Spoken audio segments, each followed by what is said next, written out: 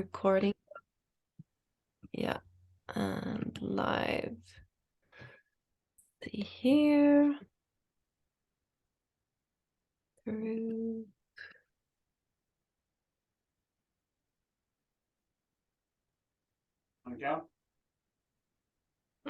Det nu. Du har det. Okay, we're live. Woohoo! So I'm so happy that we have Clint X Morgan in the house with the team, and he is our great upline, -4. Is that right now, or is it -5? Not yet, right? But soon. Very close. Very close. And amazing mentor, and you've done so much for our whole team, and we've been following you, all of us, for such a long time, and we're so happy for you to pave the way in both the practicalities and the mindset. And today you're going to talk about the millionaire mindset, and we're going to hear your story. And we're also so happy that you are coming here to Sweden in September. And we're just working out the details. We have event planners. We've got things coming up for you, especially in this group. And we're so excited about, the expansion happening here. And it's so funny, you've lived here in Sweden many years ago, right? And now this Swedish team is just expanding. So you kind of planted some energetic, seed here, I think, that just kind of blew up a bit later. But yes, give a warm welcome to Clint. So I'll hand it over to you to just take the stage and really give us all that value, and to hear your story of how you have come to the place where you are today. So thank you so much. Thank you. Always a pleasure. I said to Christy many years ago when I was going over to Sweden, I was like, I'm going over there to find my wife. And it turns out that my wife was at home, and so in Australia. And so anyway, so I married her. But now, like, I have, maybe the wife was an adjunct, like you guys, and so, yeah. I'm grateful that the Swedish essence is living on. So I have a soft spot for Sweden. So it's always a pleasure. And a question, do you guys normally do these calls in Swedish or in English? So we do them both. So we both do Swedish masterminds and calls, and we also do English. So it's kind of a Swinglish group. English. Nice. Yeah. English. Okay. Cool. Beautiful. So I've got a few different things that I'd like to explore or speak into, and so I'll do that. And I think a bit of interaction as well. I like to feel like I'm talking to a human and not just a computer screen. And so if you think something's funny, love invite you to laugh. And if you move by something, then go, ooh, like the more facial expressions, the better from the call. So really get in there, and I'll give the more energy back. So it's interesting because we just come back from, we hosted a 5A retreat in Bali for our team, and then there was I went to New Zealand after that. So it was 4 days in Bali. I went to New Zealand to the Legacy Collective. There they had an event called the Good Life Festival. Yeah, the Good Life Festival. And so we had 5 days of the leaders, and they went to their team. And it was a really surreal experience because, like, here I am, at a retreat with 50, those 60 5A leaders or above, right? 60 5A leaders or above. And and then traveling all the way to New Zealand to go to like, you know, someone in our team, to meet people that I didn't even know, but they're part of our team, you know. And it's sort of like now to have like a team in Sweden to jump on this call, like it boggles the mind, because it was just something that I started 8.5 years ago, made a decision that I wanted to, you know, be an Enagic distributor. Yeah, cool. I like the idea. I like 6A. Cool. Let's do it. You know, cool. Sounds good. 101 sales. Okay, sweet. I got to sell these, what are they called? K8, Kangen 8, you know, these like water ionizer things. And what's this? A Nespa shower thingy. And, you know, turmeric, you know, don't really knowing too much about turmeric. And all of a sudden I'm pushing, you know, $1,000 subscription to Yukon. You know, I'm like, you know, life, it's interesting, life's, you know, turns that it takes. But then, you know, getting it really immersed in that, and sort of, you know, having a love-hate relationship with Enagic as well. It's like, you know, at moments I really loved it, and then at other times it's like, get away from me. I don't want you in my life. You know, you're too much. Sort of like I did with Christy, where I was like, you know, I wanted to be with her, I didn't want to be with her. Oh, now I'm going to move to Sweden. Did the same thing with Enagic. And but then, you know, 8.5 years later, having a beautiful relationship, and Enagic really being able to provide us with a life of, you know, freedom, luxury, options. And I remember I had this moment when we were in living in a place called Palm Beach on the Gold Coast, and Chrissy was pregnant with Venice, and so we pretty much put everything on the line and went over to this event in Vancouver. We went over to this event in Vancouver, spent some time with Blage, and you know, I was 6'8" at the time. Yeah, I think I was 6'8" at the time. And I might have been 6'8" too. I might have been probably about the same rank as you are now, Meneka, right? So I was 6'8" too, and I was still like real, like making some money. Like I'd make some sales, but it was very like sparse, and that money would get spent, and then, you know, I'd be back to like being broke. It was very like feast or famine, you know, like make a few sales, bit of cash, you know, then I would make some sales for a while, and, you know, so it was sort of like life was very up and down. And we went over to this event, and we came back and we put on our first ever Freedom Fest. Back then it was called the Freedom Mansion Mastermind. And so we just thought, okay, cool. You know, they're doing events over here. What a sort of model, you know, what's working. So we got together as many people from our team that we could. I think we might have had about 100 people in our Facebook group. And so from that 100 people, we managed to get 33 people into a room. And so yeah, we put on this event, and we put everything into that event. And I remember like being there. It was the Freedom Mansion Mastermind. You know, we're talking about making money online and all that sort of stuff. We had this mansion, you know, we had 33 people there. It was all like, you know, creating content from the mansion and talking about, you know, how good this, you know, freedom lifestyle is. And I remember like being by the time the event started, I had some cash in my wallet, and that was all the money I had. I had $100. So I had $100 left cash, and that's it. But I had this big event, I had people there. So like we put everything into that event. And from that event, we're like, okay, let's do a webinar. You know, let's launch a webinar, which it actually reminds me of the launch event. Now that I speak into it, Meneka, it's like, it was for us, it was a launch. I was speaking about what was going to happen, you know, like, you know, we're bringing this thing to Australia. You know, this was like, we'll bring the online space, because I was already with Enagic, but I'd been more offline, and I'd done the online thing for a little bit, but this was like a real, we'd probably been doing it for maybe like 4 months. But from this was like, nah, this is the launch, you know, this is the big event. Anyway, so we had this 33 person mastermind. And from that, we said, okay, let's do a webinar. So anyway, so we launched this webinar, and, you know, money was still pretty tight. And so we were house sitting at this, if I talk too fast, just tell me to slow down, or if my Australian, you don't understand it, just let me know, and I can say it with a different accent, you might get it. So yeah, so we're at this this mastermind, and we promoted this event.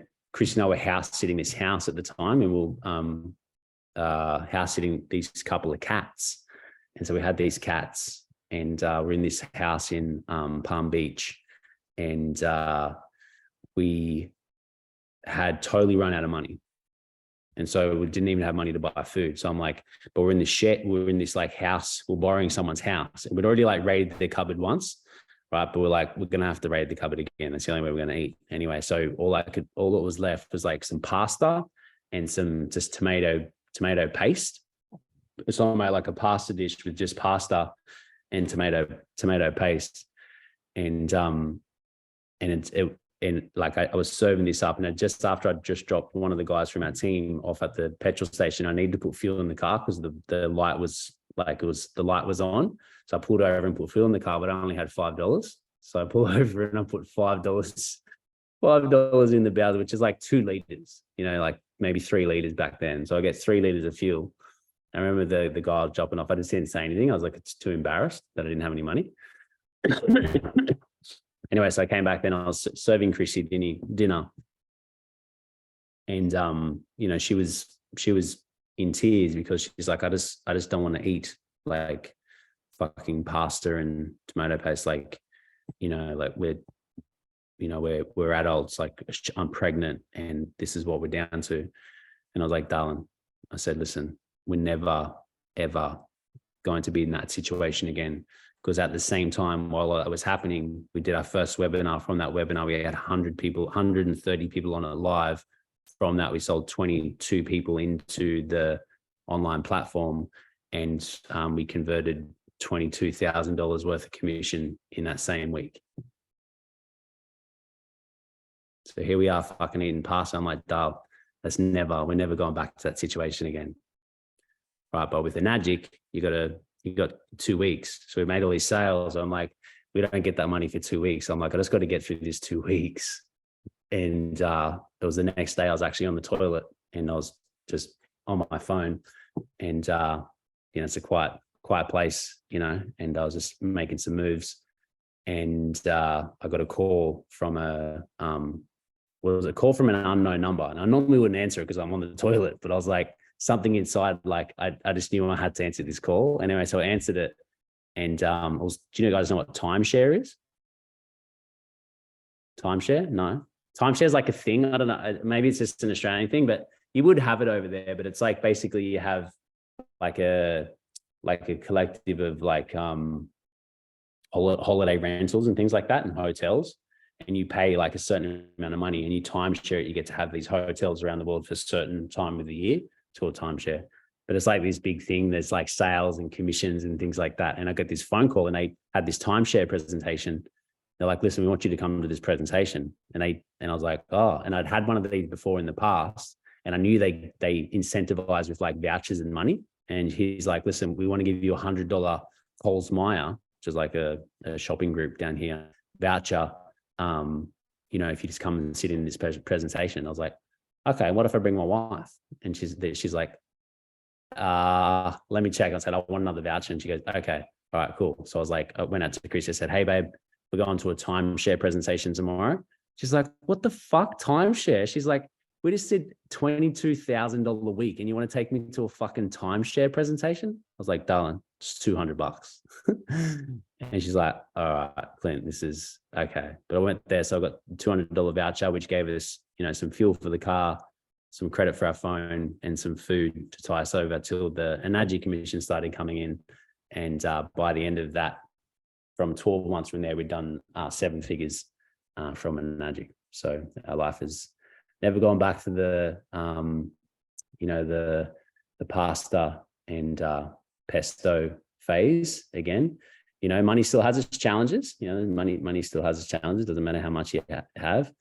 Still comes with its set of challenges, but it hasn't been those sorts of challenges that we're faced with money anymore. So I guess that's what's possible for Enagic. And just to give you a bit of contrast of where I've come from and the life I've been able to create now, with Enagic, and we're just sitting in this house, we're building this amazing retreat space. We have another property that we own a little bit further north from here. It's about an hour drive. And I've been able to changed my life a little bit in the last 8 years. And so it's always interesting going to these events because, when I was at the 5A retreat and I was there with Balaj, and Balaj has been with Enagic a bit over 10 years now. I'm a bit over 8. So it's been a couple of years before me. It's always interesting catching up with Balaj because he's sort of like a walk into the future of where my Enagic business is going. And I remember him used to say that to me back in the day. And I sort of like, there was part of me that didn't really get it and I didn't really understand it. But I've seen my like income and team grow like by 20% or so every year. So each year my income's 20% higher, 20% higher, 20% higher. And that's been happening over the last few years. And I talk to Blaj and his is, getting bigger and getting larger. And I'm like, he's just a timestamp of the future version of myself and where my Enagic business is going. And so then when I'm at the 5A retreat, especially, and there's leaders there, and they're doing certain things that I did just a few years ago, and they're having results in their team that I was just a few years ago. And so it's interesting to identify that because I'm like, okay, cool. These are just some things that I recognize from my different phases and journeys within my Enagic business. You're now having the same sort of experience with a similar amount of sales volume.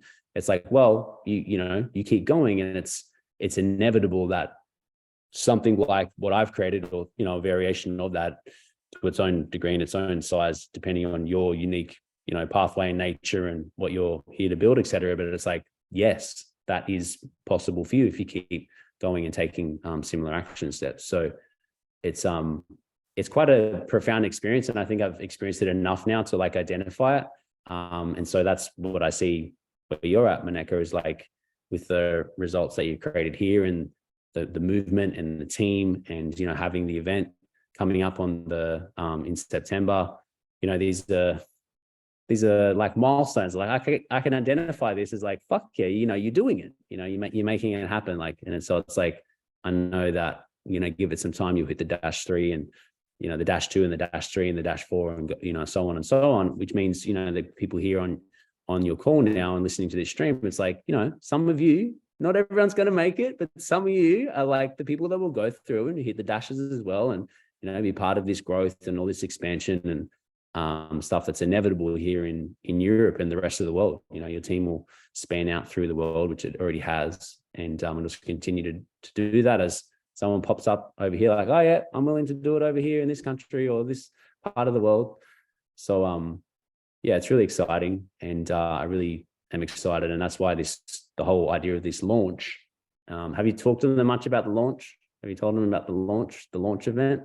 No, I've kept it a secret. I've told them a little bit, but I was thinking like, I told them there will be more information in this group, in the mastermind, and that it's just about like I told them save the date, like the first weekend of September, but I haven't announced the name. I haven't announced, all the things we've been discussing. So all the juicy stuff.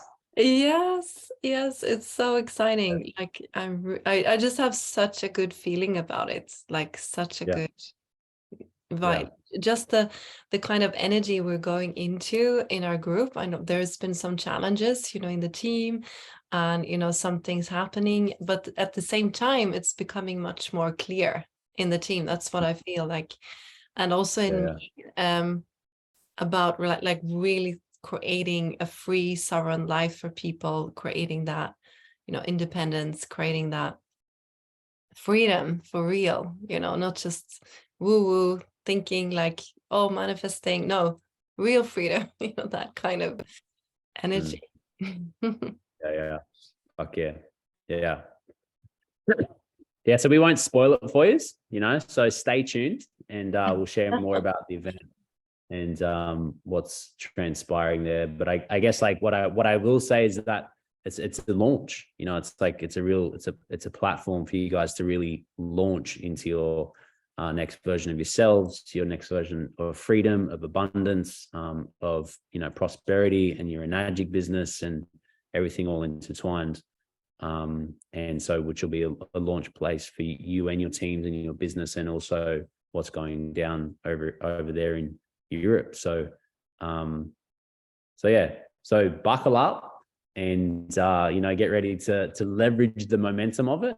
And you can probably already get a sense of the energy, and just having the presence of some of the leaders like Romy, Balaj, myself, Christy, Maneka, like the ones that have like walked the path, and then the other leaders that'll be part of it as well, now, and also the emerging ones, the ones that we haven't even made any moves yet, but you'll be the one on the stage because you're like, fuck yeah, I crushed it in the last 90 days, so there'll be people that'll like, pull Swifties and surprises and come out of the woodwork and be the underdog. It's like, whoa, where did she come from? Fuck yeah, that's epic. So look forward to identifying you and celebrating you at the event, and meeting in person, because there's many people that we've never met in the flesh. It's just been these little cute little people on the computer screen. So it's always good to see you in real life and give you a big squeeze. One thing I've noticed about Balaj, he's bigger in real life. I remember when I first met Balaj, because always just on the screen. Have you ever seen that episode of The Simpsons where he goes from 2D to 3D? Anyone ever seen that episode?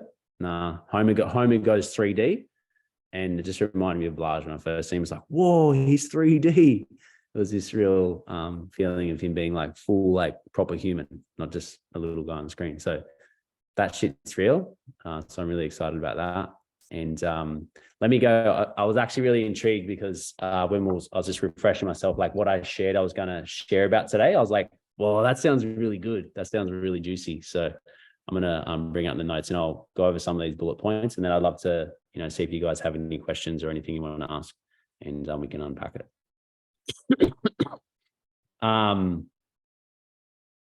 Yeah. So I've got here how to get fully engaged with your success. Development of the resilience muscle, how to interlink enagic with your higher purpose, activating way more energy, and a simple life hack, a life hijack, which creates dynamic, unique, and authentic content that stands out and your people fall in love with you. Hey, who's excited about that one? That's my favorite. Yeah.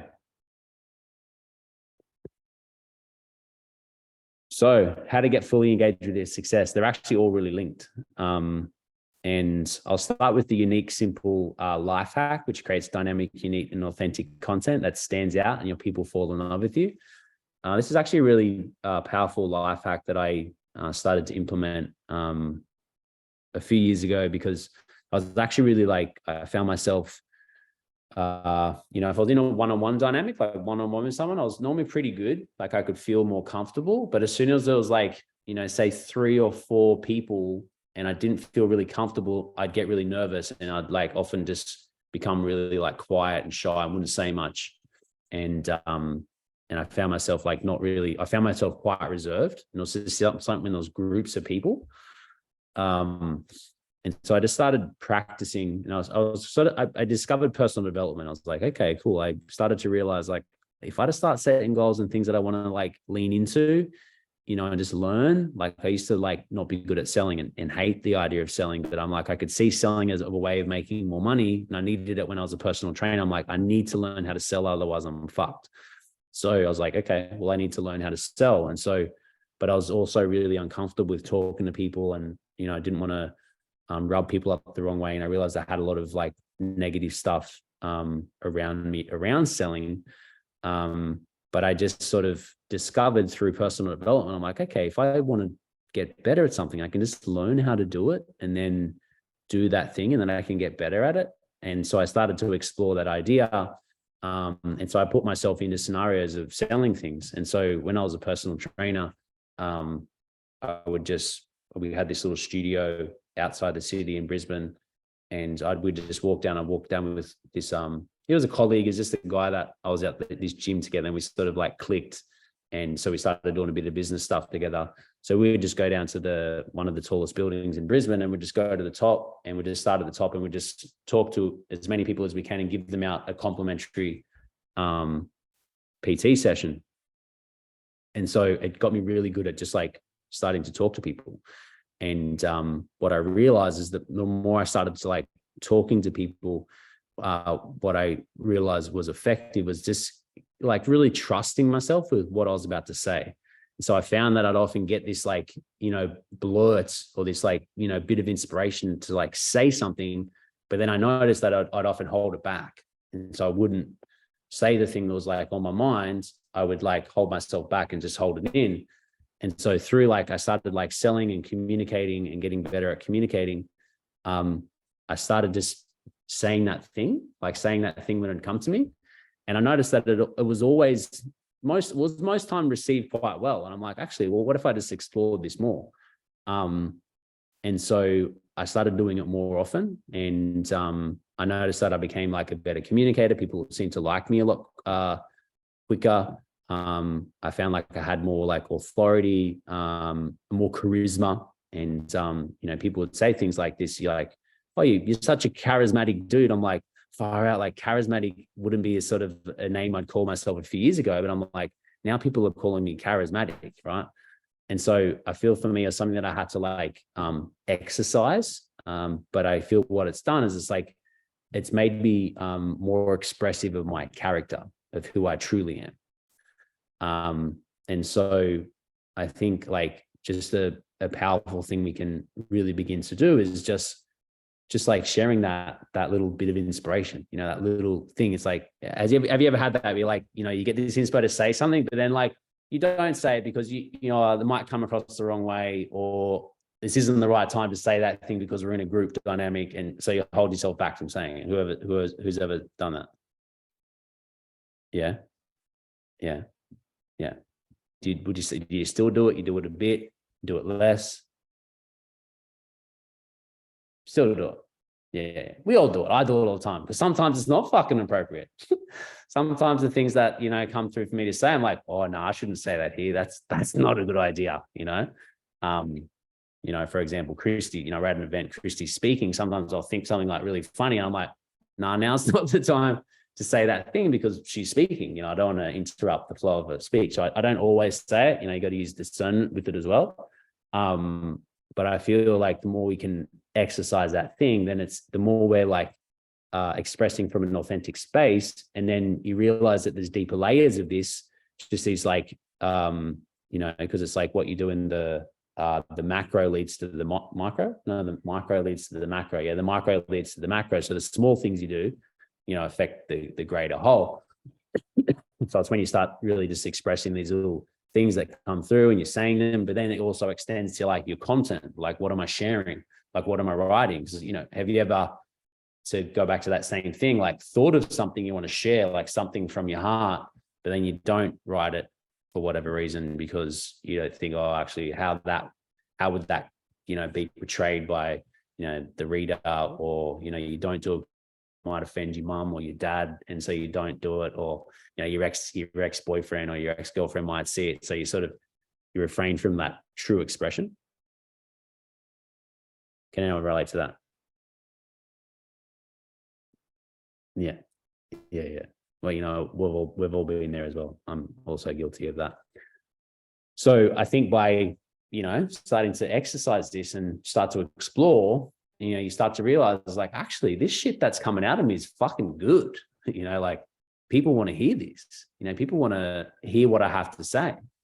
And then, so you start exercising that same thing, and you start exercising it through your content. And then it might, like, maybe this part of you that's like calling you forward, you might invite you to, like, maybe you've done a lot of like written content and things like that, but you haven't really explored video.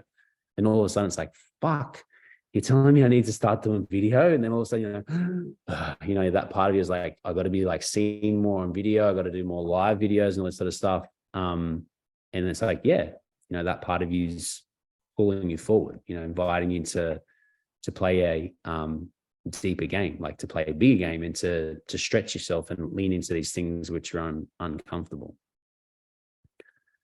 So is anyone like, is this resonating with anybody, or you guys like fucking, can you talk about the next thing, Clint? Or, okay, good. Yeah, I need a round of applause. I need a bit of feedback. I can't hear anything. I'm like, are these people even fucking Yay! breathing? Oh, there we go. There we go. Amazing, Clint. So true. Means we are just very Swedish. Very Swedish. We Oh, need to okay, yeah. hear this in Sweden. We really do. Like, Okay.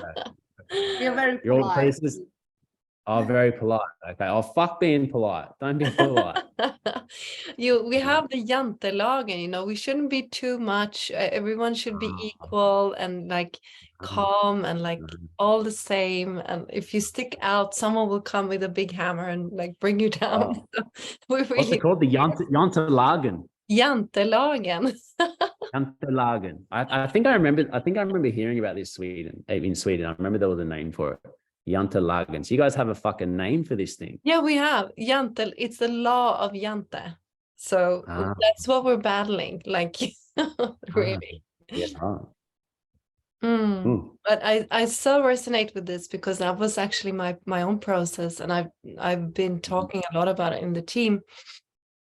How at one point I just couldn't hold myself back any longer. It was like this explosion wanting to happen, and it actually takes energy to hold yourself back, you know. So what kind of a decision to like, well, I'm gonna let this out now. Like the world just has to take it as it is. Like I'm gonna be myself. I'm gonna let it all out. And guess what? That's when, you know, we went from like we went to 6A in like 10 months. Yeah. Because I let myself free. You know, you have to let yourself free inside and let it all out. And then the right people come to you, because I would get lots of leads, but it wasn't a match until I decided to do that. So yeah, so true. Can really recognize that in my process, you know. Yeah, beautiful. I think we should get shirts made up for the event that says "Fuck the Jantelagen." Yes. Oh, that's amazing. Yeah, exactly. Like the name of the event and then fuck Jantelagen. I love that. See you, Therese. Yeah. Oh, wow. Yeah, because it's like, as I was sharing, I was like, oh, I don't know, this is interesting content that I'm actually sharing. But then so I wasn't sure. That's why I was genuinely curious as to whether it was resonating. But I think it sounds like it is something that yeah, because it's like I was chatting to someone from the team on we flew business class, and it was her first time flying business class.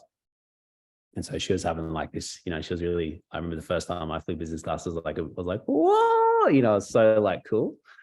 And, you know, you do it enough times, it's like, you know, it's still cool, but it's a bit more normalized, you know, but this is her first time. So it was cool to see her, you know, going through her experience. But she was saying a similar thing. She's like, I sort of felt sometimes I'm a bit serious, you know? And I was like, fuck.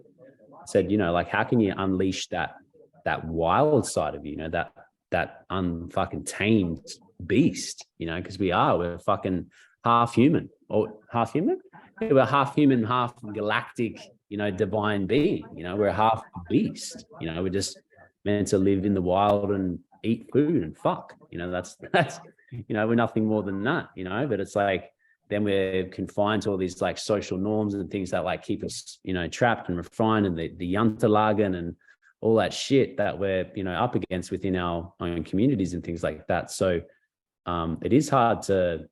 it can be hard to break through of that, but it's like once you're free of it, you realize it's no longer there.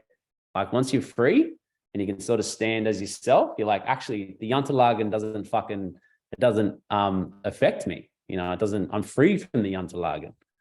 But it's such a cool name. I love the Jantelagen. This is the best thing that I've heard all day, all month. So I'm excited that I've learned some more Swedish and got to know the culture a little bit more. And I think it also explains a bit more about the people, because I remember I found in Sweden, like, it's a bit cold at times, you know, like just that Jantelagen, keep to yourself, you know, it's like, you know, you can just walk past, like in Australia, if you walk past something, you're like, hey, g'day, mate, how you going? You know, you'll say g'day to your neighbor, sort of thing. Not everybody. Sometimes in the city it gets a bit lost, but if you're in the country, you say good morning to everybody, you know, And then to go in Sweden, it's like, if you say good morning to people, they look at you like you just said, fuck you. And you're like, whoa, bro, I was just saying fucking go moron, Jesus, like, you know, fuck. So it was an interesting experience being in Sweden, coming from Australia. So, but you know, but I also respect the culture. It's like, no, you keep to your own, bro. And I like that because it's like, okay, well, I can just be out and I don't have to like say hello to the neighbor. So I can see now, like, it's like the two end of the contrast. What's right, what's wrong, I don't know. You know, it's like they're just different experiences of life. So I appreciate you know, and respect different culture. So I love that. That's something that you guys are exploring and navigating through your experience. And so, but I like that you guys are called the Scandinavian Wilds. You know, it's like you're doing it. You know, you're fucking the Unterlagen. It's happening. So it's inspiring. So let me move on to the next point. Have you guys? So maybe just take home from that, like an exercisable step, is Victor. What's up, legend? Is up, champ, is just like notice cut it off. And if you view it like every time you cut it off, you're betraying your own soul. So next time you don't share, you got that inspiration, because sometimes you might want to share things that's not right. But if you have that like that deep urge, it's like, oh, this needs to be shared or said, like this doesn't have to be long, but you have this knowing, right? When you cut that off, you're betraying your own soul. Makes it like, oh, that's deep. You know, it's like, I don't want to do that. I don't want to betray my own soul. So, okay, cool. Then act on it. So, you know, from here, just get those little small things and realize where you shut it off. And go, oh, actually, what if I explored if I did that? Because what I find is that the more you explore and you step into that, the more life really unfolds to you. Because what are you doing? Instead of saying no to life, you're saying yes to life. You're like, yes, I'll do that. Yes, I'll do this. Yes, I'll do this. And so what's that happen? Abundance, you know, sales, people, they're like, fuck yeah, they want to respond to an energy of someone that's saying yes. It has a certain frequency, a certain resonance where it attracts people to you. So if you want to stand out in your content, say yes to life.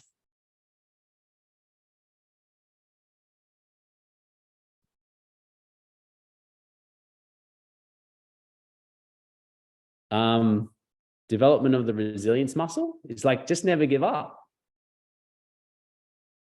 Just never give up. I think because, like, you know, throughout the journey, my journey with the magic, it's been tough. You know, there's been a lot of challenge. There's been a lot of, you know, having to triumph and break through things. And like the business itself is like, that's one part of it. I found what's been the most challenging is me. You know, like the business stuff's pretty simple. It's like, okay, cool. We just need to find people. We need to sell them some fucking water, and we have to teach them then how to do the same thing. It's like, it's not that hard.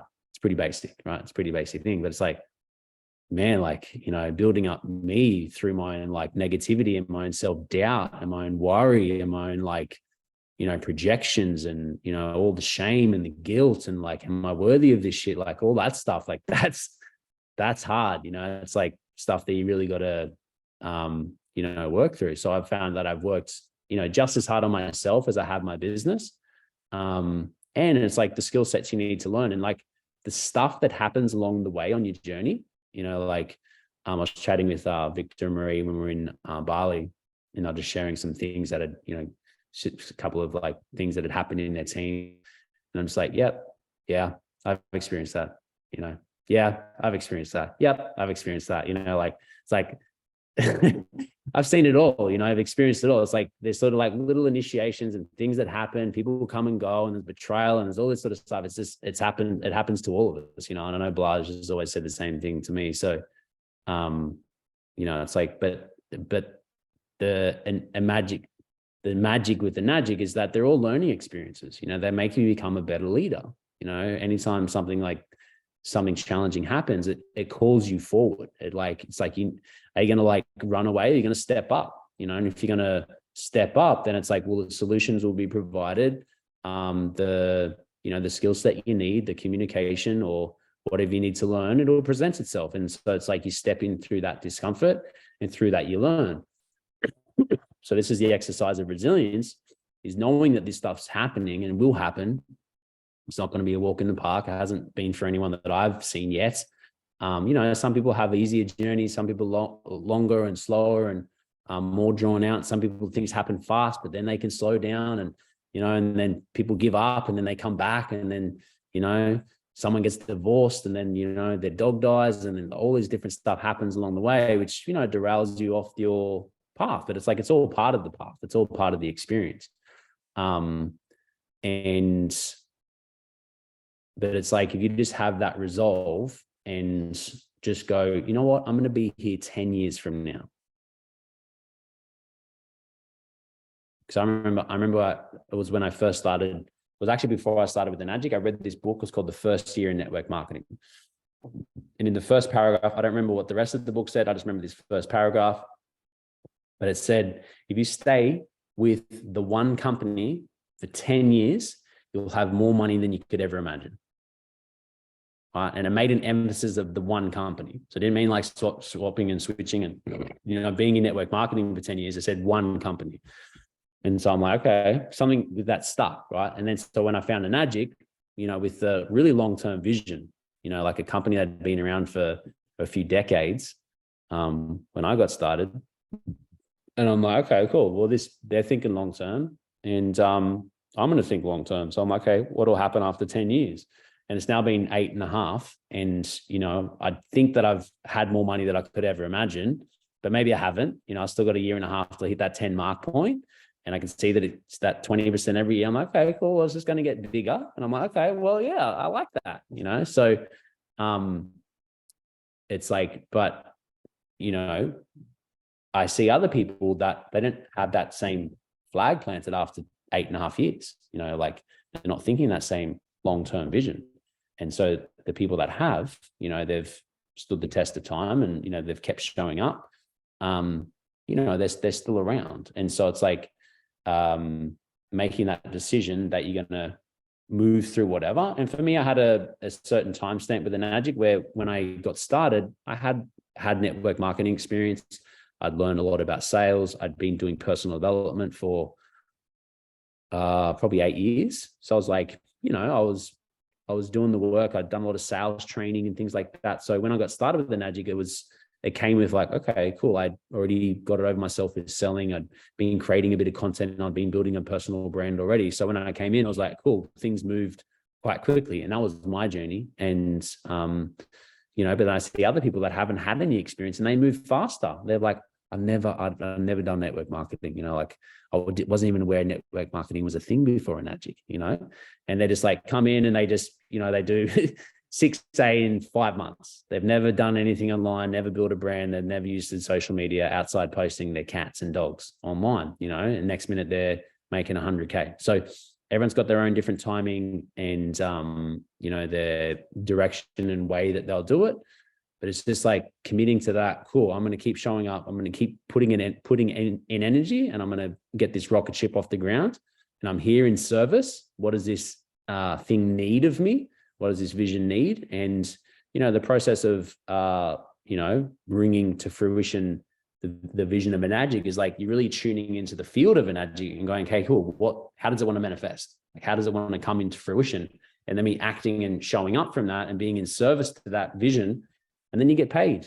It's that fucking simple. You bring people in, you invite them to the opportunity, you share what it's about, you share the vision, you bring people in, they buy a trifecta, they bring in other 100 people who also buy a trifecta. Like it can be that simple. And so it's just inviting people into the vision. We've got the platform, we've got the training, we've got the vehicle, we've got the people that have walked the path before, we've got the success path, we've got the success formula, we've got the products, it's all there. You know what I mean? It's all there. It doesn't have to be that complex. It's just a process of inviting people in using the various tools that we have, from masterclasses to launches to webinars to word of mouth, leading with the water, like whatever your pathway is, the way you want to do it. And just rinse and repeat. And then, identifying leaders as they emerge, supporting them. Some people like to lead from the front, other people like to lead from the back, For me, I'm more like lead from the back guy. I jump in, I offer wisdom, I support, I love showing up to retreats and things like that. But like, you know, like leading the webinars and things like that, it's not really my jam. You know, I like to serve the community in its own way. And I think that's the beauty of what we do, is you really can show up and lead in a way that's authentic to you. You know, how does that look like for you, you know? And it's all, you know, very welcome. And it's like, but at that early phase, it's like, it's on you. Your path, your initiation is like, I need to recruit some people. Like I need to build a team. I need to make sales. I need to get myself to 4A, and then, you know, then help other people get to 4A and get to 6A and 6A2 and 6A2-2 and -3 and -4 and -5. And that's your commitment. That's your oath. It's like, okay, cool. How am I going to do that? If that's what your goal is, you know, if you don't want to do that, then that's fine. Like you might just bring in some sales, or, you know, play your part in a different way, whatever that looks like. But it's like, if you want to go all the way and you want to build this to legacy, which I know who'd be keen on that. Who'd be keen on like -3. Yeah. Yeah. Jenny's not keen. She's like, nah, fuck that. No. Marie's up. She's got a hand there. Okay. Jenny's like, okay, there she is. She's in. Awesome. So yeah, I mean, never giving up is one way to ensure that you never quit. You know, like it never has to end. So I think and the beautiful part of Enagic is that it grows and evolves, and it's like as your team grows, and who'd like to get to a point where it's like, okay, cool, you know, your business builds and it grows with or without you. Pretty fucking cool, eh?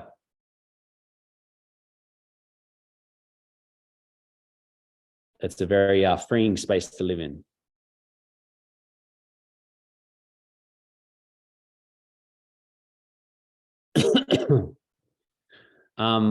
And I guess, yeah, I'll speak as the last point, just to sort of bring it home, is you know, when we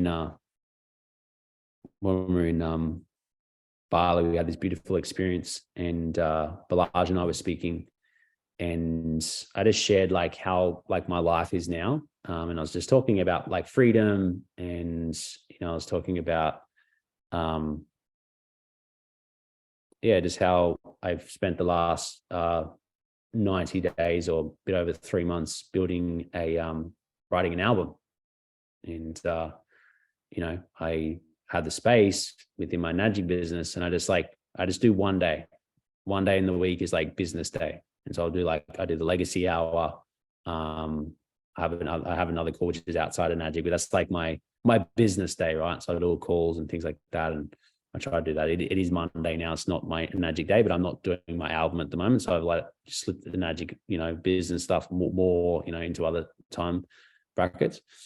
But I was like just sharing how, you know, how amazing Enagic is, and just really being able to get to that space of like, yeah, working because you want to, not because you have to, and then having the financial abundance to support you in your lifestyle, like whatever that looks like. And for us, it was always like, how can I buy back my time? You know, how can I have more time spent doing the things that I love and not doing the stuff that I don't enjoy? Like, I don't like cleaning my house, right? So I'm like, I'll pay someone to come in and clean our house. You know, I don't so much like, you know, cooking breakfast and dinner. So it's like on Sundays, we get people to come and cook us up breakfast and dinner, you know, and then clean up all the mess. And so I like that, you know, so it's like, for me, that's giving me more presence with my children. And it's giving me more creative space so I can spend more time on working in my business, working on my business, or working in, you know, creating my album. And so one thing that I saw with Enagic, and this is back in the early days, I had this download and this vision, was I saw Enagic as a pathway, as a vehicle that can support you financially. So you don't have to worry about how you're going to eat, or how you're going to put food on the table, or how you're going to pay your mortgage or your rent or your car repayments, all that sort of stuff. It's like, that's taken care of. And when money's taken care of and you're not operating from a space of needing to create money, you show up in a different way. You know, it's like, okay, cool. You're discerning with what you take on, and you're coming from a space of real creative joy and ecstasy. And you create from a different space. And I'm like, if we can sort our shit out with the magic, then, you know, we can create, what would that thing be? And I remember having this, like, few people around, I was talking about a magic, and we had a few people from the team. This is back in the early days. I think it's probably before I might've been 6A around that time. And I was like, you know, this is the vehicle that can support that, to do that thing. And I remember asking people, what would they do? And I was sharing this at the retreat, and then so I asked people to come and share at the retreat. And Victor was and Marie were here for this, and it was beautiful because a few people came up and they started sharing, like, that they wanted to, you know, serve other people that had gone through, like, domestic violence, and, you know, people wanted to have a retreat in the jungle, and, like, this sanctuary where people can go away and they can discover themselves, and they can swim with dolphins, and you know, they just had these, like, selfless visions and things that they wanted to create. And so that's what's possible with the magic. It's like, when you have something that operates with or without you, it's like you can then go, all right, cool, what is that thing? Like, what else do I want to serve? What do I want to give to humanity? What's my art? Like, what's my expression?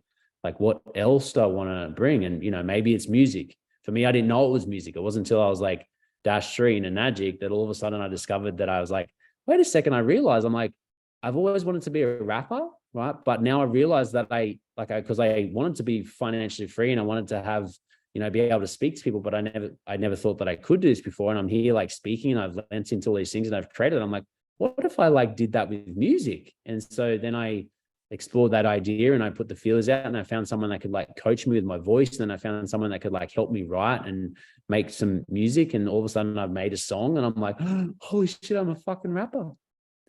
I was like, you know, this is what's possible with one, leaning into those fears and just exploring, okay, what else is there within me, and following that, trusting that fully expressed self, but also having a vehicle that's taken that big fucking financial burden that is such a fucking big weight that, you know, people really hold, and, you know, leaving out at the door, and then bringing up to go, oh shit, what is my purpose? Like, what else is there that I want to create and want to bring to the world? So this happens at a certain time. It's like, you know, sometimes you see people like, oh, whoa, I'm 4A, bro. I'm quitting my job. I'm going to go travel the world. It's like, dude, you're making like a few grand a month. I was like, you're not, you know, like, you haven't made it yet. You know, but that was me. That was when I went to Sweden. I was like, yes, you know, I'm going to go travel the world. And, you know, I was lucky my business still grew a little bit, but I wasn't like, you know, that sort of crazy abundance, which is possible as your team grows a lot.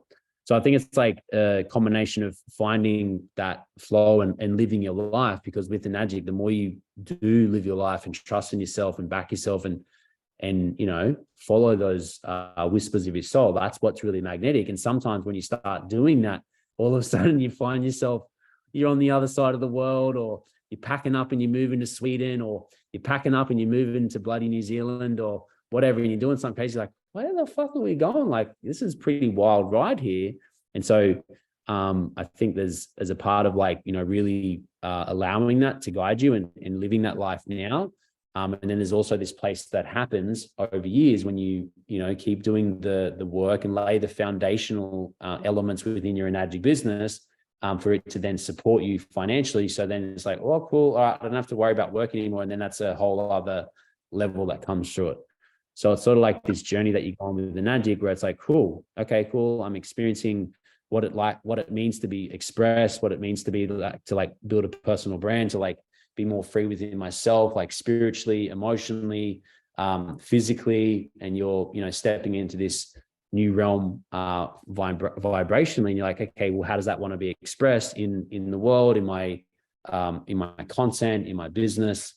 And you know, Enagic will support you along that way as you then bring more people in and build your Enagic business, which then also builds your personal brand. And then you keep stacking, you keep building, you keep it keeps layering, and it keeps building you up, which builds up your team, which builds up your capacity to hold. Which people often say is like, well, how do you have such like a big team? Like, how do you handle like all those different people?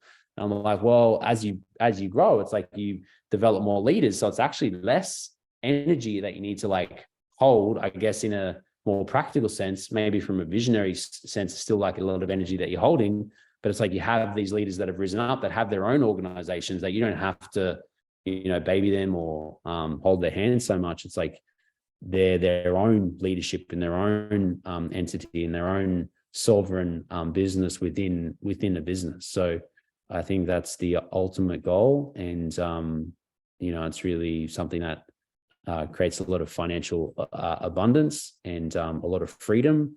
And I think one thing that Blaj talked a lot about the last couple of weeks is residual impact. And you really begin to see that when you have these events and you realize the decision that, I was realizing the decision that I made 8.5 years ago. There's now this little screen of people, all around the world, people in Sweden, like it's morning here, like I'm getting ready to go to bed. You guys are just getting up for the day. And, here I'm talking about times when I got started in Magic 8.5 years ago. I'm like, it's a really bizarre, it's a trip. It's crazy. That's what the impact that's been made by my decision, and I see that now, and it's like my decision led to someone else making a decision, which led to someone else making a decision, which led to someone else making a decision, which means now you're here, tuning into this. So it's a beautiful on flow, chain reaction that happens when we say yes, and we continue to say yes to life, and we keep showing up and stepping into that millionaire version of ourselves. I think that's me. I think I've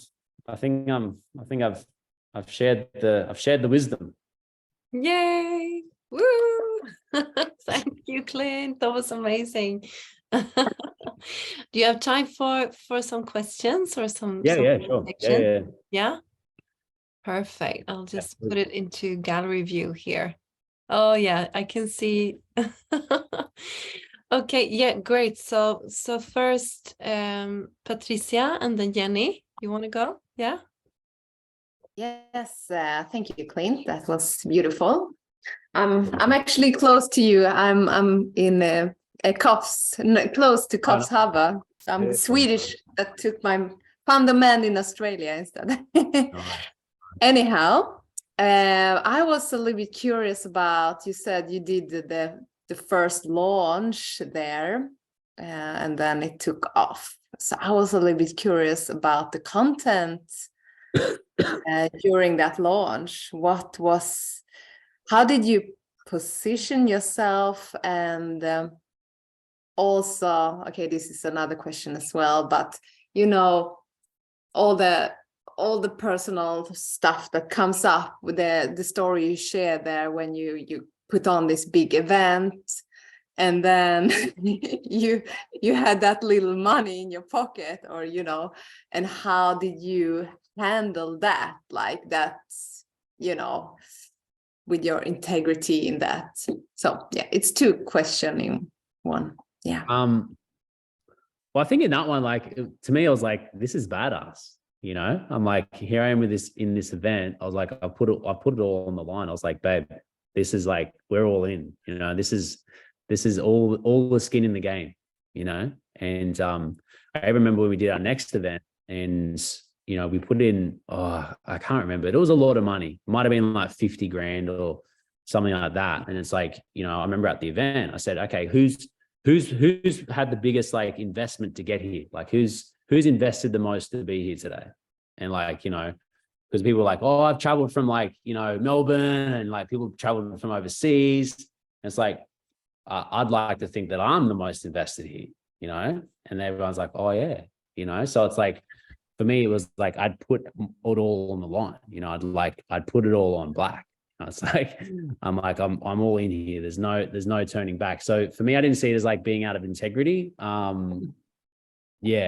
And I guess it was me just trying to figure it out, just like going up. We got to keep, and for me, it was like that same thing as like, okay, we've got no money, got $100 left, but I just got to keep trusting.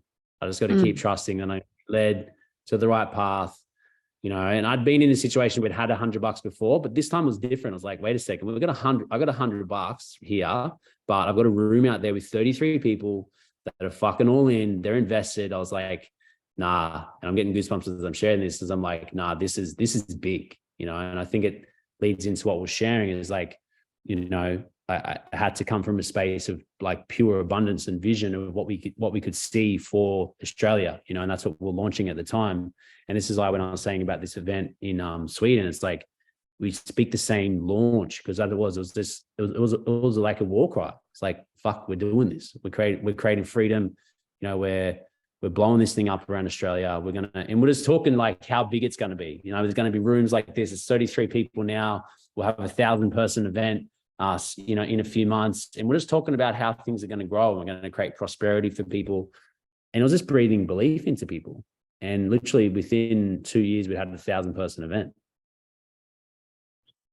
So that was your launch also, how the theme you had was that prosperity mindset, or what was? Yeah, it wasn't what we didn't, it wasn't pitched as a launch. That wasn't what it was, but that's, in hindsight, that's what it was. Like, that's what it sort of became. And that's what we spoke about at the event. Like, we were just talking the vision, and I think that's what we can all do, is like, collectively we paint the picture. It's like, this is what's happening, because we can see it, we can sense it, we know. I've personally, and I know Balaj backs as well, we've seen it happen. People come and these little things happen. So it's like, it's inevitable, and the number of sales and I know, Patricia, you're in Australia. You're one of the rare on this call that are in Australia.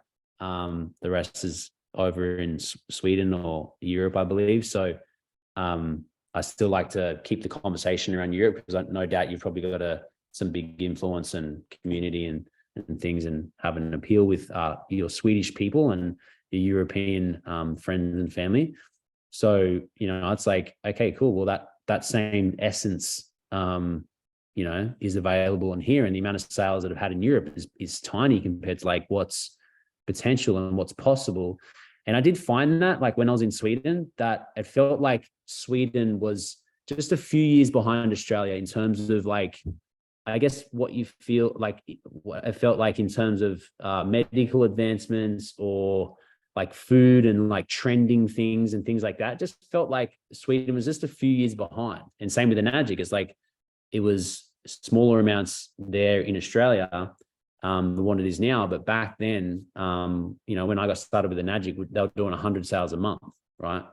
And now a Magic's doing well over 2,000 sales a month just in Australia, right? So that's in 8.5 years. It's 20x. It's sales volume, right? And we've been a big contributor to that. And there's some other teams that have really emerged in Australia. And so that's where it's gone. And it's like, well, it's going to continue to grow. And then same with Europe. It's like, you guys are really in your early phases there. I think, what did you say, Maneko? It's like 200,000 sales or something? Sales in all of it. Like, it's so nothing. It's like a small Swedish town. Like 200,000 is nothing. There are even countries in Europe where they don't even know about Magic almost. Yeah. Well, in Australia alone, there's over 100,000 product sales. And that's Australia's only got a population of 25 million, which is only probably like 5% of Europe, like considering the population size, like in comparison. So it's still very early days over there. So I don't know what the fuck you guys have been doing over there, but it's time to wake the fuck up and get to work and blow this shit up and get paid a lot of money. So, and a lot of people. So, but actually, I mean, if you look at Europe, I've seen the kind of numbers at some time, but Sweden has been quite high up with our team. I mean, we've been on the leaderboard in all of Europe, I think 4 or 5 times, something like that. So what's happening in Sweden is actually quite huge, but it's not happening in all, like so many countries in Europe. It's still not happening. So, and so many countries all over the world, like Africa, there's nothing. Like the first office is getting started there. So there's, I mean, yeah, it's the expansion is just starting. Like it's so amazing. Yeah. Mm, Well, it's around the figure of 1 in 2,700 people own an Enagic. mm. Yeah, exactly. Every person you see, you know, this is like, because, you know, when you're in the community, it's like, oh, everyone's got a fucking Enagic. Like everyone on this call has an Enagic. It's like everybody has one. And it's like, nah, for every person on this call now, there's 2,700 people that don't have an Enagic. There's still so many people in the world that haven't even heard of it. And it's like, it'll continue to always grow and evolve because people die and people are born. And it's like, it's just, you know, and then people come online at a certain time, like, you know, one day you love your job. This is me. I used to love my 9 to 5. I loved it. Right. And then I went overseas, went and traveled around Europe. It was the first time I ever went to Sweden back in 2006. I went to Stockholm for a week, and that was when the World Cup was on in Germany. And so I went and did a tour. And so I had this job, loved it. It was great, freight, you know, such a good job. And, you know, I went overseas for 15 months by the time I got back home. I went to Ibiza and lived in London for a while, lived in Brighton, went to Greece for a couple of months, lived in Tenerife for a little bit. And so, you know, traveled around Europe, had the best time. And I went back to my job, and I remember it was like a Monday, and I got into the lift, and there's Wayno, mate, you know, buddy from work. And he's like, it was Monday morning, first lift of the day. He goes, how long till Friday? And I was like, as soon as he said it, I was like, I need to fucking get out of this job. I hate this job. And so I was like, you know, only a minute before I liked that job. So then I was like, now I'm in the market of doing something different, you know. So other people are having these realizations at their own unique times. Like, holy shit, I need something different. Boom, there's an ad from you, you know, making money online. They're like, oh, there's something different. Next minute they're exploring that, they're clicking your link, and they're buying a trifecta. So that's how it happens. Great, amazing. Jenny, you had a question, right? No? Sure. Did I answer it already? I answered it already. Ah.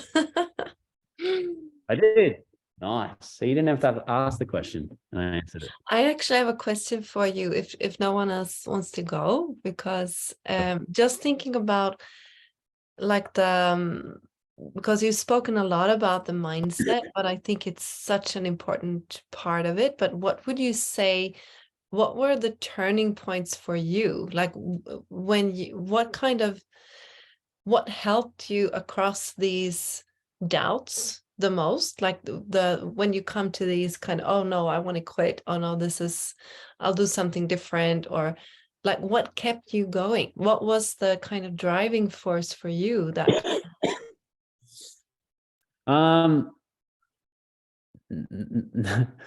Not having anything better. Yeah, you come back to that all the time, don't you? Because I've also like, oh, let's do a little here, a little there, and like, oh my God, like, why am I neglecting an addict? Like, this is just, you know, gold in my pocket. Yeah. So I've had many of those moments where I'm like, yeah, I want to do something different. Or I remember there's this one time I was in, we'd been to Bali or something like that. I think I was 6A, and I was in the time after 6A. In that time, I decided I didn't want to do an Enagic anymore. And I made a firm decision. I was like, I remember telling Christy, I was like, yeah, babe, no, I'm not going to do an Enagic anymore. I wanted to do like coaching. I was like, for me, I think it was a big thing around having my own product, like this thing of like, I had to create the product, be the creator, you know? And so I told Chris that, yeah, no, I'm going to explore this thing now, and I don't want to do an Enagic. I even messaged Balaj and I said, no, I quit. and so,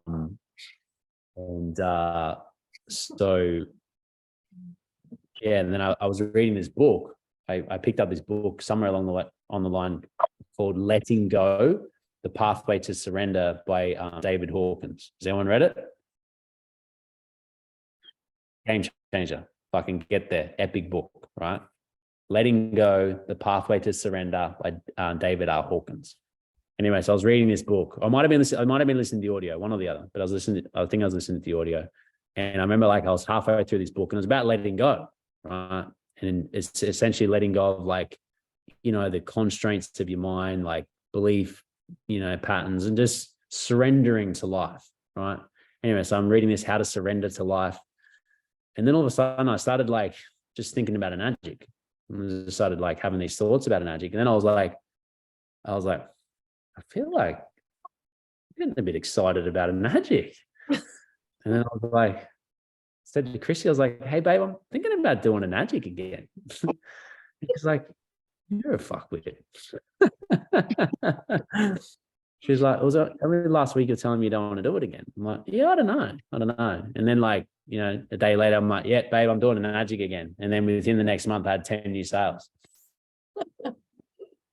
So I think like read that book. It's a great book. And I think a lot of times it's just you get in your own way. You know, it's like your ego comes in. It's like, oh no, I'm too good for this, or, you know, like, you know, whatever. And it's like, it's just all bullshit. So if you can let that go, and recognize that it's bullshit, then it's like, you know, you can make a different decision. Because I think the reality is that if you look at everything an addict has, there is nothing. It's like, that's it. Why I'm saying is like, well, what else? What else are you going to do? And I'm like, well, of course there's other things you can do. I'm not ignorant to the fact that you could start this business or do this thing or whatever, but it's like, if you want to, you know, really tap into freedom and, you know, create, you know, abundance on a, you know, sure, if you want to be a billionaire, maybe not an addict's the best thing for you. It might not be. You know, you could, maybe it could be a good stepping stone, but it's like probably not going to become a billionaire. But if you want to, like, you know, make millions of dollars and live a great lifestyle and have, you know, this business that supports you with that, it's like, mate, get started with an addict. It's like, what better option do you have? You know, because it's like, if you look at the if this was to be a more traditional style business that I've built, you know, if I look at, you know, sales and things that I brought in, it's like, it wouldn't have the amount of leverage and the amount of you know, money coming in without having to directly be the one responsible for that, without having to have a lot of like systems and structures and things that I would have had to create for myself. So, you know, and Magic's taking care of that. It's a global company in every country in the world. Basically, they can ship a machine to, that you can serve, that you can sell to, that you can make a commission on, where they handle the warranty, where they handle the customer service, the distribution of the products. Like, so you don't have to worry about all that shit. And, you know, they have a really bad training of marketing, an addict, to be honest. Like, an addict's marketing sucks. It's not pretty. It's not good. I wouldn't recommend following it. Right. However, same with their events, like, no offense, but the addict events, get to one. They're great to be to, but don't think you're going to learn like the next skill set that's going to make you $1 million. That's not what you're going to learn there.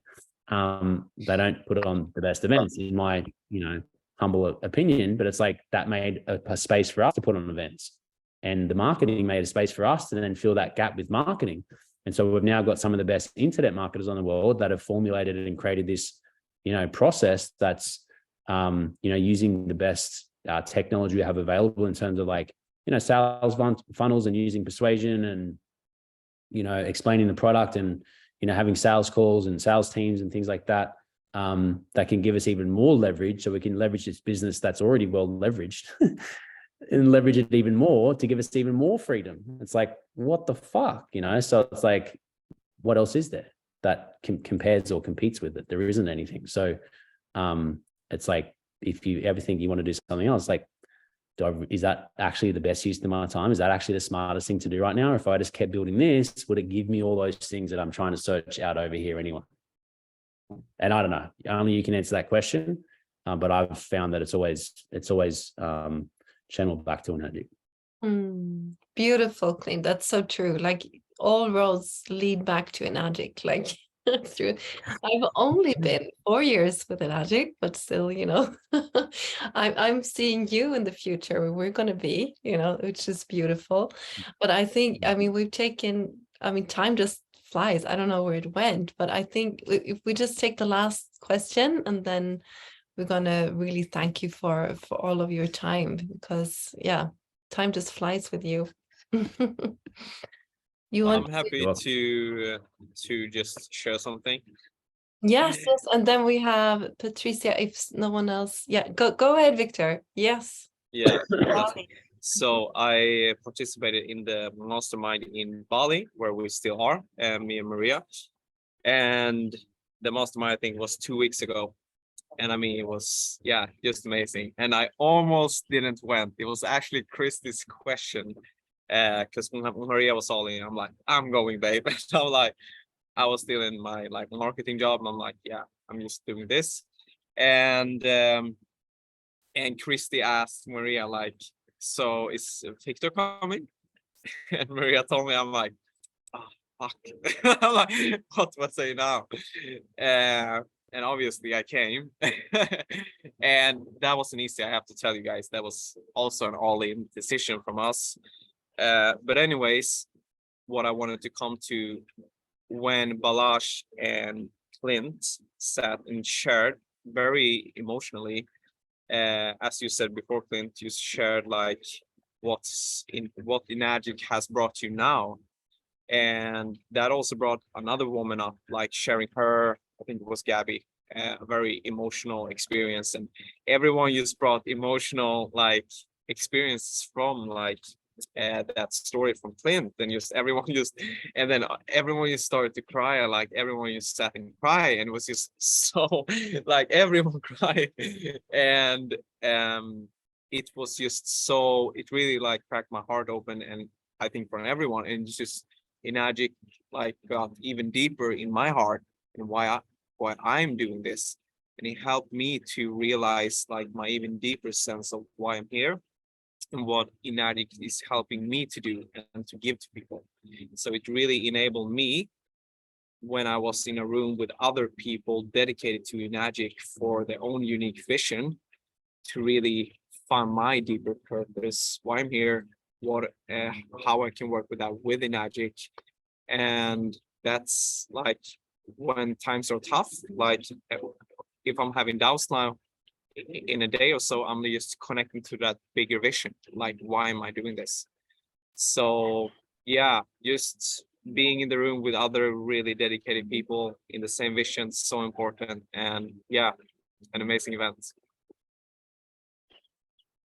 Nice, brother. Thanks for sharing. You really captured it's hard to capture the emotion in the room, but it was like, I think you did a good job of it there. It was yeah, I really felt it when you're sharing. So yeah, bro. And I think Awesome. yeah, like you hit the nail on the head about you know, I was thinking before when I was jumping on this, I was like, you know, what are those sort of keys to being successful in Enagic? And I was like, listen, the one thing, if you just fucking come to the events, everything else happens from those things. You know, it's not like you just come to the events and that's all you do.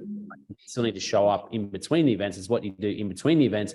But if you just come to the fucking events, you know, like that's where it's at. That's where you're in the energy. That's where you get impressed upon like what's possible from the leaders, get to have these conversations.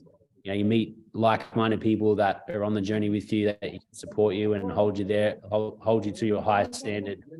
So it's like, that's the key, like just that. And I think you guys have, you know, stretched yourselves a couple of times now and come out to the other side of the fucking world, you know, for these events. And I know it's always been a stretch. And I think it's also catapulted you into your next level of leadership and business growth, you know, from, you know, the times that I've seen you. So no, you're in the makings or the makeup of one of them now. So excited to see what comes on the other end of it. Me too. Just have Thank you. listening, but I've been so sick, so I feel horrible to be on the on the screen. But I just have to say, I when I was at my point of sickness here in Bali, in that bed with ants crawling on myself, sweating in my own, like I was horrible. Victor was worried about me. My fever was burning hot, and I was like saying to Victor, I still not regret this, babe. We're gonna fly off this, like kind of that. And it's still my soul is so inspired, and I have so much energy. Even if my body is heavy as shit, I don't even know how I'm gonna go up again today, because I pulled myself out and down here to sit outside for the first time for 3 days. but I am so on fire for what we have here. And that event, I will do it again and again and again and put myself in this position, even if it's a really challenge one this time. It's okay because I have that deep trust. And now when I listen to you again, Clint, I'm like, every time you speak, I'm like, oh my God, he opened my heart. Like every time. I told you last time, I was like crying my eyes out. But this time again, I feel your trust, and I take that one with me, put it here right now. And like, yeah, Clint can do it, I can do it. Just gonna run with it. So yeah. So I have a lot of energy, but I'm actually sick. But thank you so much for this. Just wanted to share. Do you know why everyone got sick? What did you say? You know why everyone got sick? Yeah, no, yeah, because we're purging. Yeah. So it's not actually getting sick. It's the cell transforming. So it's like, yes, it's the bodily response to like the upgrades that we had. Oh yes, I feel them in my cells, and they are burning like out. And I had so many. This is off track, but yeah, I have had so many messages come through, and I kind of type them down because I have so much to do. So I need to be, I need to be healthy again, so I can do all what I have like in my head now.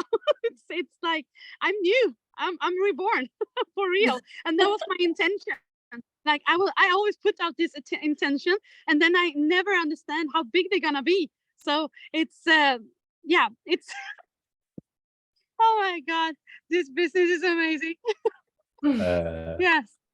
So thank you. I'm gonna be quiet now, but thank you for this. Amazing as always. Oh, I'm so touched. I'm actually in tears. Like some tears are coming. It's just, this team is so beautiful, and with all of you in it here, like I'm just so thankful. Like really, really thankful. So, any last I think voices from the team? There's Patricia and some hands over. Marie. Yeah, exactly. Yeah, go shoot. Yes. Do we both have time to ask question? Otherwise, Marie can ask before, because I have already asked. Marie, you want to go? You go. You're here now. You go. Yes, start, Patricia. Do you hear me at all? Yes, we hear you. Yes, great. Great. I'm driving. Yeah. But I just wanted to say thank you and welcome to Sweden. I'm driving through Stockholm here, and that's what I just want to say. I just needed to hear this because I am pointed the business. I won sale for you can account to 4A, and that I been a business owner for 11 years, and I think I should have done much further. So we just thank you. Keep going, and thank you for the energy, and thank you for who you are. I'm looking forward to have you here in Sweden. Awesome. Thanks, Marie. Look forward to a big squeeze. Yes, Patricia. Okay. Yes, I was just like Clint when you said this when you were 6A the first time, where you were like, no, I don't know if I'm gonna do this. I want to do coaching. I would just like you to say something to that past Clint, because as what you would say now, because for me, I see, of course, we have to put energy and focus like in this business and, grow teams and everything. But I can see, coaching is kind of what you're doing now. It's like you can combine. I see, as a coach I can combine it so well with what I want to do. So what would you say to that past Clint from your now? I wouldn't say anything. I just do this. Slapping around a little bit. Yeah, so I think, and I say this all the time, is like, and I actually said it to a friend of mine today who's part of the business. And yeah, so it's like the two can work intertwined. And what I've discovered is that, I had this desire to like serve people and, teach people about abundance. And I had these like things that I wanted to share. But I realized I could do it with an magic. You know, like all the stuff that I wanted to do, I've just done for the last hour and a half. You know, I just jumped on the training and shared with, you know, my Swedish team, and I was able to like inspire them and impact them, and, you know, share some of these, you know, things that I've learned over the last few years. And, you know, do I get paid for my time? No, I don't have to charge for it. You know, I'm able to do this for free. I do this from my heart because I enjoy doing it. Do I get paid from it? Yeah, I do. You know, there is remuneration that happens at some stage when you guys are making sales, and I'm making some, you know, form of financial reward from that. So I think it's a real beautiful business model in that sense, because, you know, the more I serve you guys, it serves, you know, you guys and your team, but it's also, there's a, you know, reciprocation that comes back to me in the form of my business also growing. And I think the cool thing about what we have here with the Enagic is, like, if you coach someone, let's say you coach them for 12 months, you know, that might be a long time for someone to coach with you. Sometimes it could be less, maybe it could be longer. Someone coaches you for a while, they might pay you, I don't know, 10, 20, 30, 40, 50 grand or whatever that is. Right at the end of the 12 months, what do? You know, they've learned heaps of stuff, but they go and start giving their money to someone else, you know, which is okay. But with the Enagic, right, you put that same time and energy into someone and you coach them. And at the end of the 12 months, they could have gone to 6A or 6A2. And then you've also rank advanced in your business, and they continue to then grow, and they scale out and grow a multi-million-dollar organization globally. Then you're going to keep getting paid every month from their sales volume for the rest of your life. So it's like, it's residual impact, you know, and it's residual income, and it's, you know, you don't get that in coaching. And so there's a lot of benefits that happen here, and you can also have them working together. Like for me, I wanted to do it back then. I did that letting go thing. I built an Enagic, and it wasn't until end of last year that I was like, actually, I want to do some coaching. So I've started doing some retreats and things like that. But it's only a very new thing for me. You know, it's like, but I'm not doing it from a space of money. I'm just doing it because I want to serve, and I'm curious. I'm like, have this calling, and I want to help people. And I've been having these amazing experiences. I got one coming up next weekend. And I'm putting the money into like my retreat. I'm just like, cool. It's like every time I hold one of these retreats, I'll just put it into the land. I'll make things just a little bit better. And so, but it's coming from a very different space. And I find coming from that space, it's like, it's easy for people to give me money to do this retreat. So like, I don't really need it, you know? And then because of that, it's like, yeah, if you want to do it, do it. If you don't want to do it, don't worry about it. You know, like, you know, it's that. Then like, okay, well, I want to do it. It's like, cool, great, let's go. Give me your money. They're like, okay, sweet. Where do I put it? I'm like, put it in my bank. I'm like, okay, great, easy. And now they're paying me money to do this retreat. But it's like, it's all very like organic and easy and flowy, and you know, coming from a different space. So I think, and then, but also too, it doesn't have to be that way. Like I think I will turn it into like its own multi-million-dollar enterprise, you know, and this business that can impact people, I can scale it out. And it's like, why not? Why not leverage your skill sets and your brand and things to grow out other things, which then, you know, and also that's what I see with my music is like, it's expanding my brand. And if you look at musicians, they're some of the people with the most influence on the planet. And if I'm rocking out a stadium show, right, I've got a whole stadium there, and I'm there with the mic and I'm performing and everyone's fucking clapping and cheering. If I'm like, hey guys, like who wants to make more money? And everyone's like, yeah, money. And I'm like, yeah, well, you know, I got this webinar on Thursday, you know, you can register here, go to this link, and then 100,000 people will register for this webinar. I'm like, you know, that's winning. So to me, I see it all, you know, tying in together, which then builds the brand and can expose, you know, Enagic to more people. And so, and that can happen too, once you're generating more money and flow from Enagic, and then you put it back in to serve the community and the greater vision of Enagic, and then it'll pay you more. And that's how it works. So I love that coaching question, because it's like, it really, if you look at why people are doing coaching, is like, they normally just want to help people. It's like, well, what if you could do that and, you know, build this business at the same time and get paid like extremely well, and then see that residual impact and also residual money come in years down the track. You still get your coaching bubble filled, and the more you coach your team, probably the better results they're going to get. So, you know, the more you serve them, the more your business is going to serve you. So, you know, it's a win-win-win. Yes, Beautiful, awesome. Clint. You know what? Thank you so, so much for jumping on with us, Clint. I really believe like these are the new paradigm leaders, which is the name for the mastermind, like rising.